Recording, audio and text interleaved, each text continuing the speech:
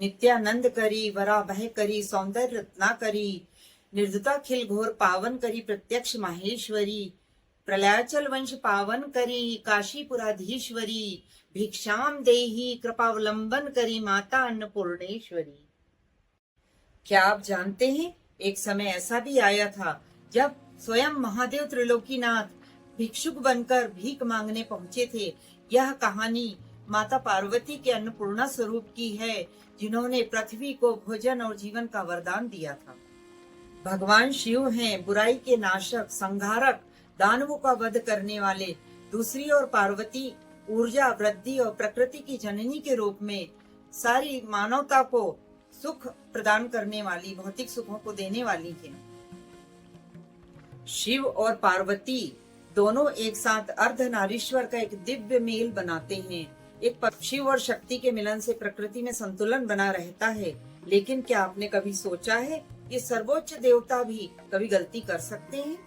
यह कहानी है एक शक्ति की, पार्वती की, और उनके ऐसे रूप की जिसने खुद शिव को भी झुका दिया। बिना पार्वती के शिव केवल एक साक्षी बनकर रह जाते हैं। लेकिन एक समय ऐसा आया जब शिव ने पार्वती को गंभीरता से लेना बंद कर दिया।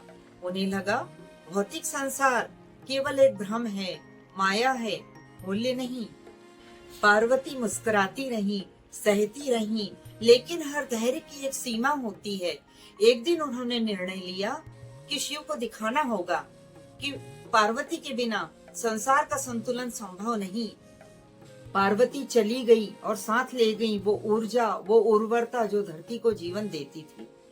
धरती सूख गई, पेड़ पौधे मुरझाने लगे, पशु पक्षी विलीन होने लगे, मनुष्य भूख से तड़पने लगे और माँ बाप अपने बच्चों को भूख से तड़पता देखकर कुछ भी कर पाने में असमर्थ थे।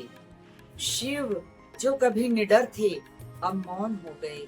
शून्यता ने उन्हें घेर लिया और उन्होंने महसूस किया कि भौतिक संसार केवल माया नहीं, जरूरत है।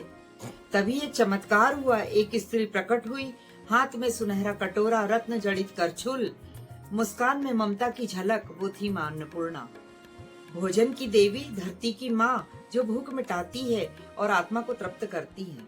काशी में गंगा के तट पर उन्होंने रसोई खोली, लोगों को भोजन मिला, संतोष मिला, जीवन मिला। और फिर शिव स्वयं आए एक भिक्षुक के रूप में, हाथ में सुनहरा कटोरा लिए हुए, विनती करते हुए, हे देवी मुझे क्षमा करें। आज भी हम कई चित्रों में देखते हैं शिव को एक भिक्षुक के रूप में भीख मांगते हुए और मां अन्नपूर्णा उन्हें भोजन देती हुई। ये रूप हमें सिखाता है कि ईश्वर भी जब भटकते हैं तो शक्ति उन्हें राह दिखाती है। तो अगली बार जब भी आप भोजन करें तो हमेशा ये याद रखें, एक भी दाना बर्बाद न करें। ये याद रखें कि ये सिर्फ अन्न नहीं, माता अन्नपूर्णा की कृपा है।